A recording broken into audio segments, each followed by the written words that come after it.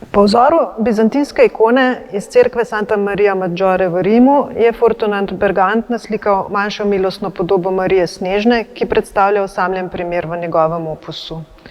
Slika je bila dolgo časa v lasti umetnostnega zgodovinarja Viktorja Steske, vendar je od njegove smrti po drugi svetovni vojni veljala za izgubljeno.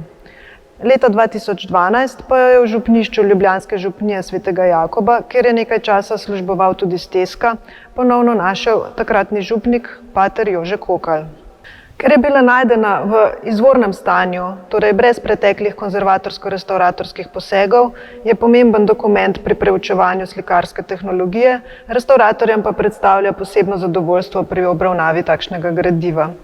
Ohranjen imamo torej izvoren podokvir in napenjanje, slika pa je bila praktično brez poškodb, čeprav močno umazana.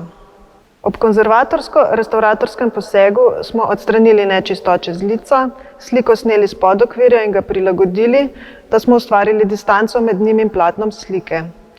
Ker smo na površini zasledili le manjše drobce laka, ki pa tehnološko za zaključni lak ne bi bil primeren, slike nismo ponovno lakirali, temveč samo zaščitili z muzejskim steklom.